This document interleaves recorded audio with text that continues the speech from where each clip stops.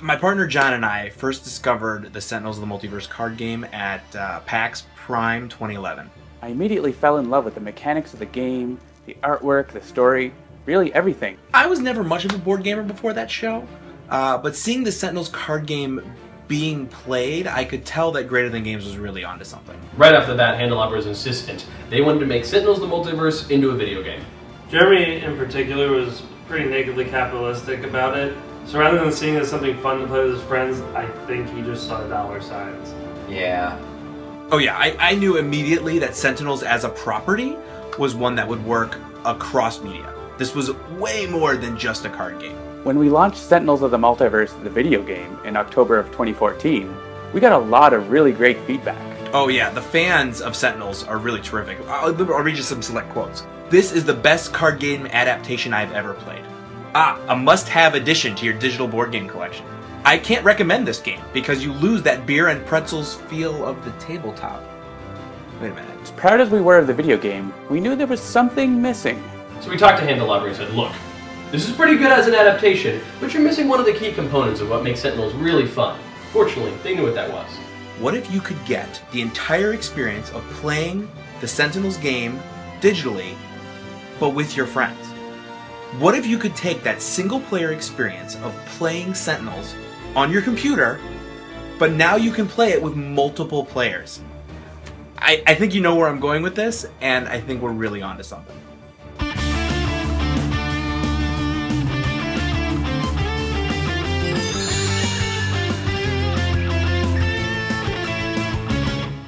Every pixel of the video game experience has been painstakingly reproduced in cardboard and ink. Our biggest concern was, could the digital Sentinels experience translate to the tabletop? Can someone take a video game that's been converted from a card game and turn that into a board game? We were really in uncharted territory. I am not really sure how I feel about it, to be honest. I don't think that any of us really saw this coming when we signed the contract. No, this is a whole Jurassic Park situation. They were so busy trying to figure out if they could that they didn't stop to ask if they should. Yeah. The only other situation I've personally ever seen that comes close to what we're trying to do here is the wonderful Street Fighter the movie, The Game, released in 1995, which went on to be heralded, I think, as one of the best fighting games ever made. I don't remember it that way. If you're familiar with the card game or the video game, you should feel right at home with the board game. We've got a working prototype, which you can see here. Every card, every hero, every villain, every environment. It really is the card game you fell in love with all over again as a video game, but being played as a board game.